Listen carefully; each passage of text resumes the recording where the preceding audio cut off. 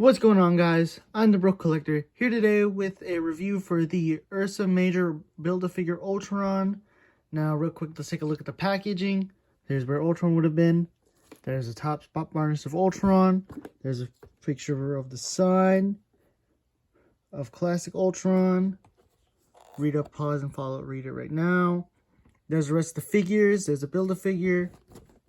And there's the other side. Not much more on the bottom. Now here's a closer look at the accessories. You can see it comes with one head, two pairs of hands, and one open hand, along with a crackling effect.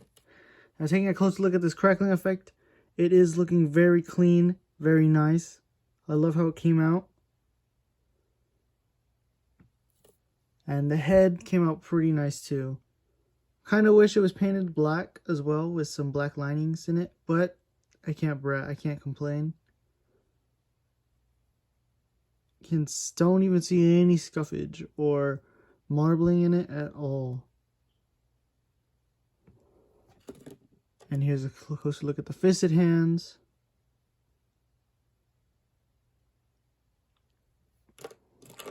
The I guess opened hands. And the one left hand, excuse me, a wide open hand.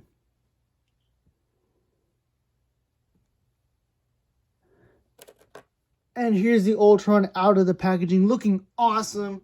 I mean, this figure is pretty cool. There are some things I don't like about it. There's also a lot more things that I love about it. Let's get into that real quick. So things right off the bat, I don't like how it doesn't have the black lining paint on the legs or on the hands or on the chest. We'll do a comparison with the Diamond Select toys in just a few moments. But, you know, the figure is not that bad at all. Here's a look at the back, the side, and the other side. And here's a look at the bottom of the feet. Wow, getting really into that detail for the boosters in the bottom for the rocket feet. You can see the made in China and the branding right there.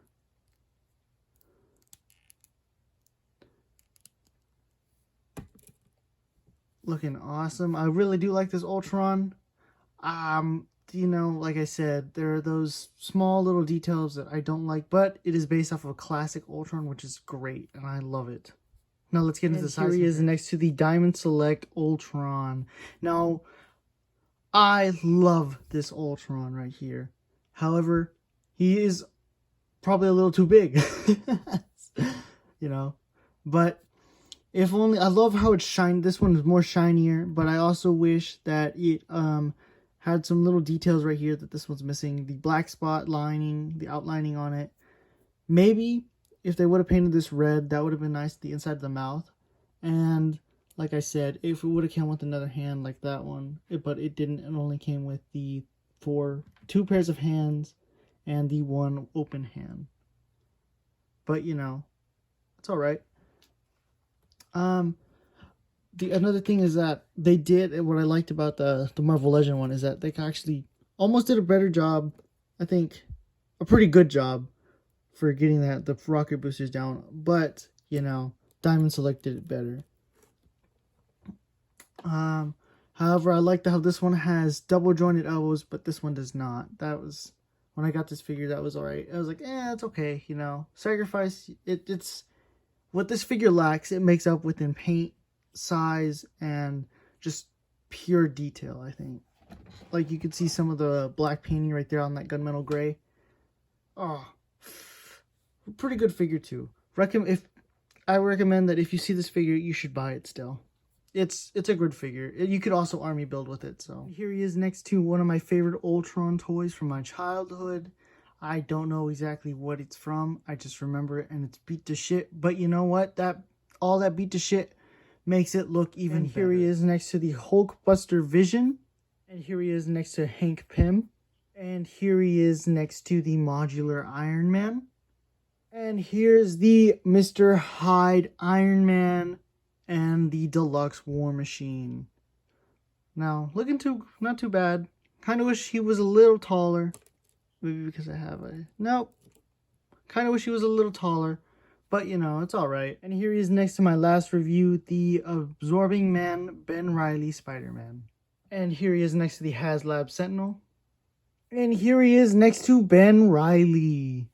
Looking really good in that Onslaught helmet. Now let's get into the articulation of this figure. Now, as I stated earlier, this figure does not have an ab crunch. But with that being said, let's get straight into it. So he can look up that high, can look down that low, can rotate a full 360, some head pivoting there, can diaphragm pivot that far forward, that far back, that far to the left, that far to the right. Now these shoulder pads do move with the actual arm, so it can do a full 360, can T-pose about all the way. Bicep swivel, excuse me. Double jointed elbows that meet pretty well. Now the wrists do rotate full 360 and hinge up and down.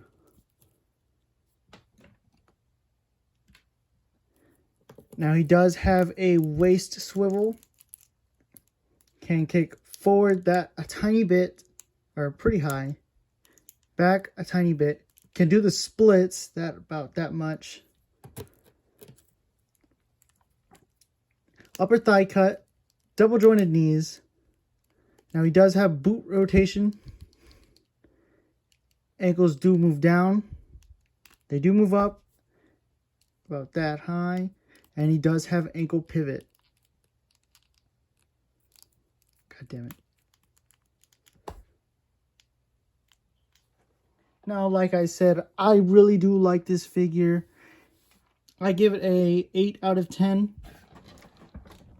I think it would have been a lot better if it would have been painted with the black outlines, along with maybe some black shading in it. But you know what? I'm okay with the shiny silver plastic and paint that they gave us here and there. And I kind of wish they painted the mouth a little red, you know, and the helmet was a little darker. But you know what? That's all right. And also the ab crunch. But that is okay, like I said. Thanks for watching. Please like, share, subscribe, follow me on Instagram. Link in the description below.